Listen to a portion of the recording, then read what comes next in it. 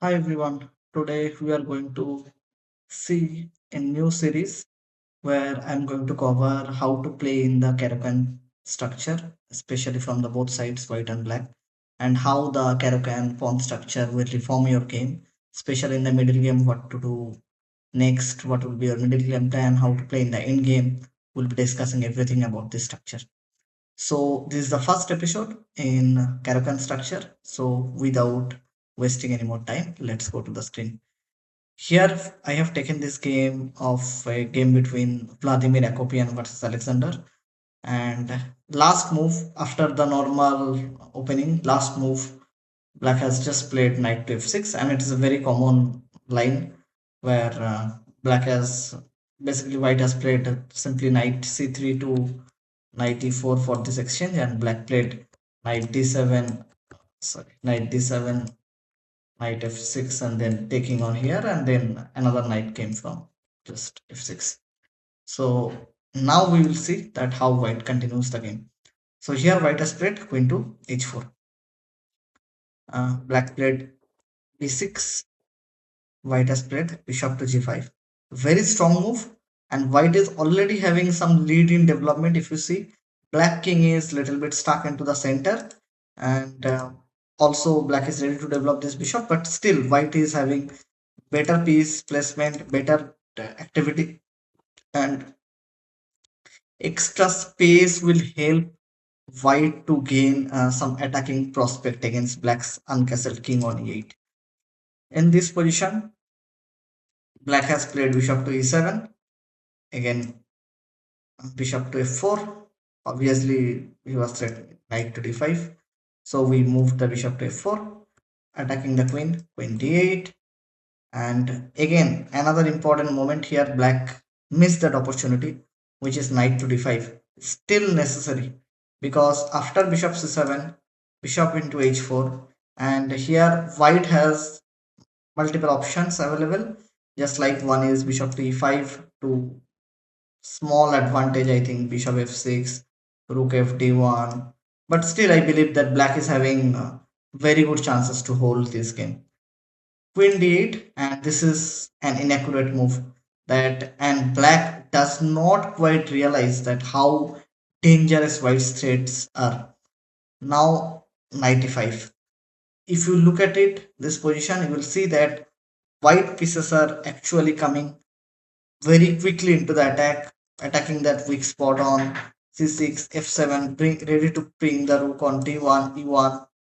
Black played bishop b7, and already white pieces are already dominating the board, and Black is already in a very difficult situation. If you just try to feel this position, you will understand. Rook at d1. So now again, this king is stuck into the center.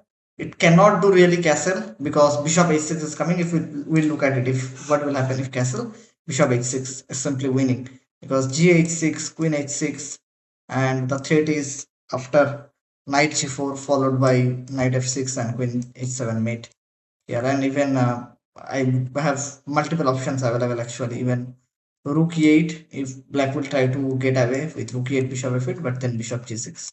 Very strong move, and I don't think that Black will survive here, and it's just simple checkmate after knight f7. So bishop d6 has been played in the game, and here rook fe1, and as I said that White will simply bring the both of the rooks into the central files.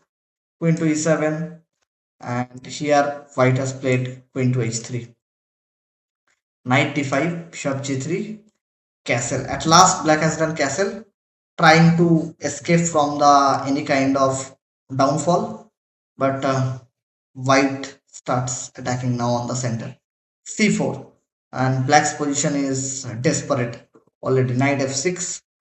Bishop e5 also doesn't help too much because after bishop f6, knight f6, rook e3, and White is having simple rook maneuvering. Rook is coming to f3. Sorry, rook is coming to f3 to attack this bishop, and I will prefer White any day that with double bishop advantage. All the pieces are active. Black king is having a very difficult time going ahead.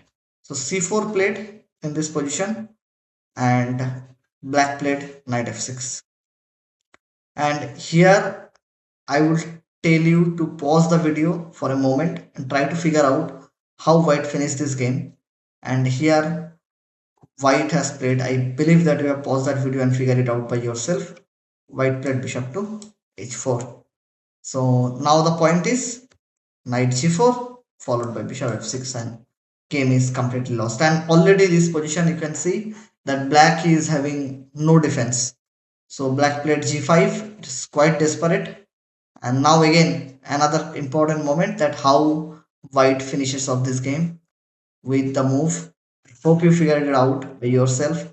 Bishop into g5 and h5, queen h6, and black resigned again. The point is after queen h6, if I'm threatening is knight to g4 and queen h7 mate. You can play rook f d8, that is completely fine. But after knight g4, knight into g4, queen h7, king f8, and queen h8, simple checkmate.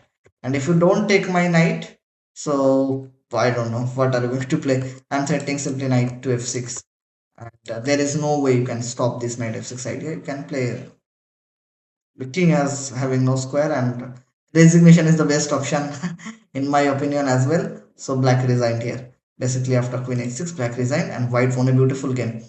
What we have learned from this video and from this game, that when your king is on the center, you have not developed properly, white pieces become very active. Then in this kind of Caro-Kann formation, white attacks become irresistible, right?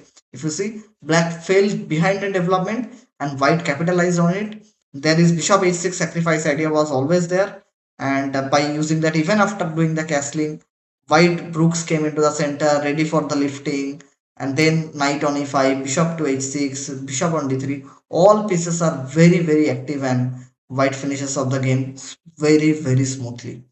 I hope you like this video. If you like it, please share with your friends, and if you are new in my channel, kindly subscribe. Thanks a lot for watching. Bye bye.